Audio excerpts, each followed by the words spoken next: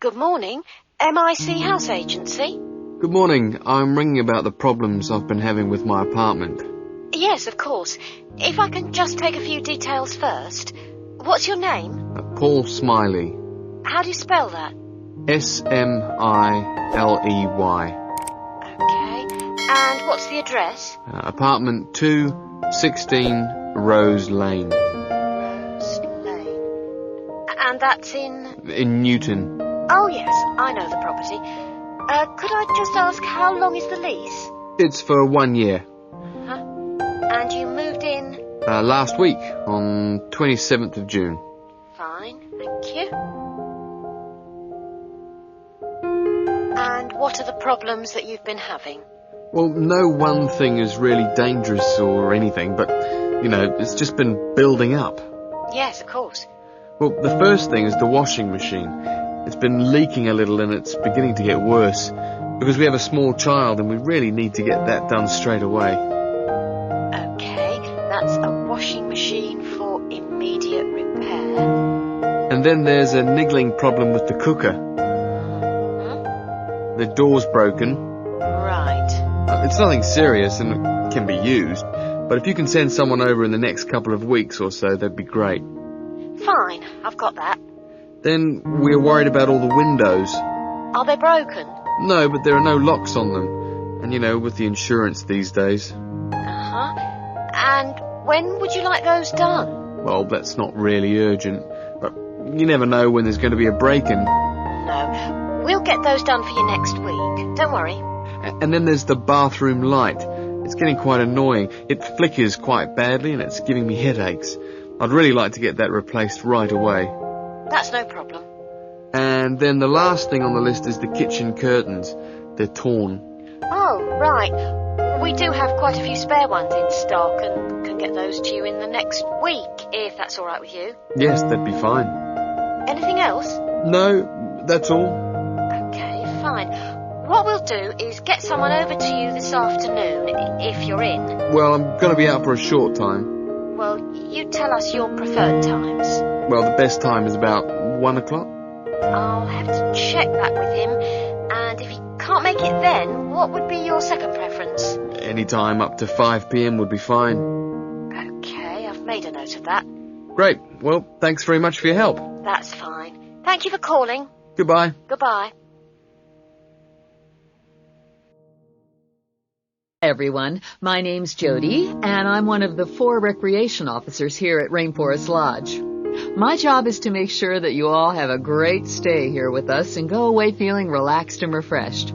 As you can see, we're literally in the middle of nowhere at the lodge. There are no newspapers or TVs, and there's only one phone, and that's in the office. The lodge is a complete get-away-from-it-all experience, a place to unwind and appreciate the world without a lot of interruptions and distractions. From your cabin balcony, you'll find that you can't see anyone else, and the only noise you should hear is the birds. When the luggage comes, one of the guys will take it across to your cabin for you and make sure you know the way back here to the main center for dinner in the restaurant. Dinner will be served in about an hour or so. All the times of each day's activities are printed on the blue sheet you should have got in the information guides that were handed out on the coach. Each explorer trip has a different focus, so it doesn't matter how many you do or on what day, because there's always something new to discover in the rainforest. Tomorrow, I think we've still got places on the Orchid and Fungi tour. This is on foot and takes you to different parts of the rainforest. Or, if you prefer, there's the 4-wheel drive tour to the waterfalls, or the fishing trip where I promise you we'll catch some lunch. And last but not least, the famous crocodile cruise that leaves at 11 a.m. each day, just in time for the crocodile's lunch. Oh, plenty to choose from here at Rainforest Lodge. Or just sit on your balcony, relax and unwind and enjoy the views. In the evenings, there is the Spotlight Tour, one of my favorites. The Spotlight Tour leaves at sundown and lets you catch a glimpse of some more of the rainforest wildlife as it comes out at dusk to feed. That's a great trip, and if you can, I'd really try to make sure you do it during your stay.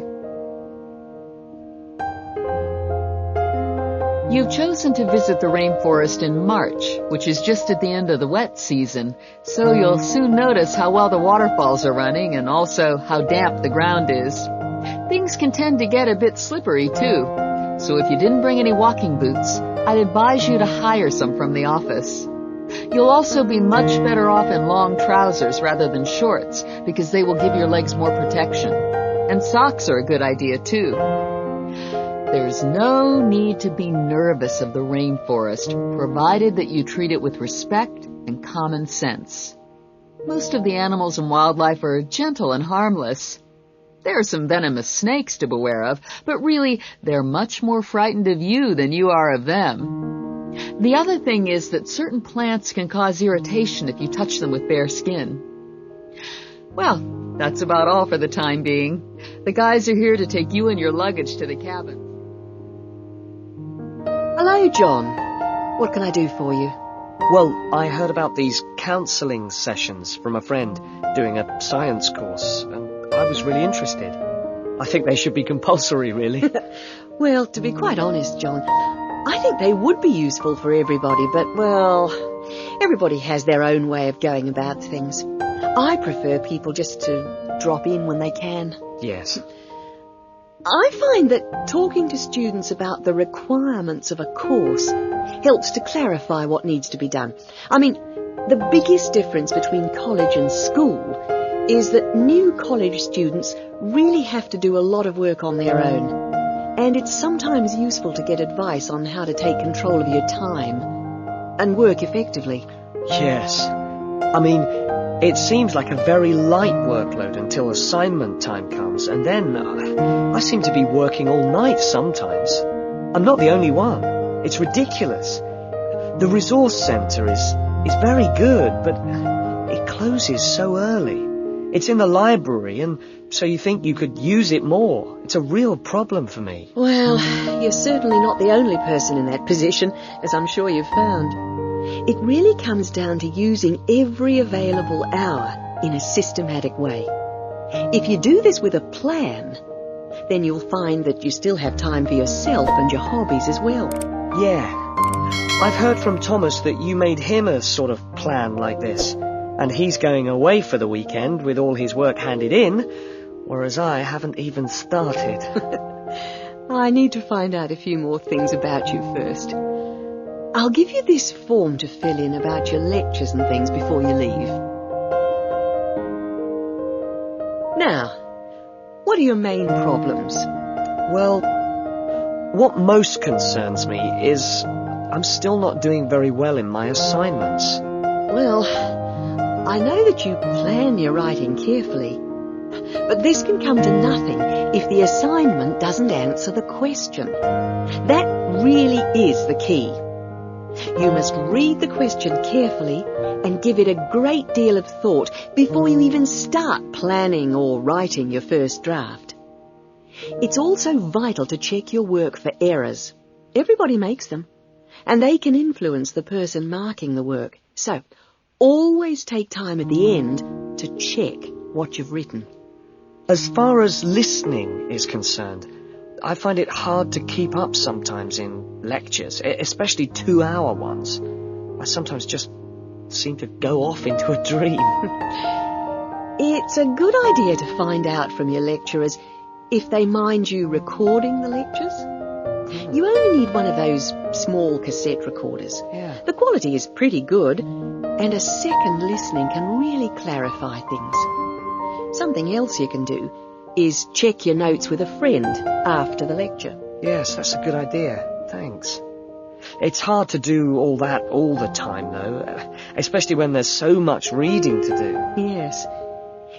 It's important, though, not to confine yourself to reading on your subject. You should also read things of general interest that appeal to you. You know, novels, newspapers, that kind of thing. Do you have a good dictionary? Not really. I've never bothered with one. It would probably be a good idea to get one. Dictionaries aren't expensive, and they can help a lot.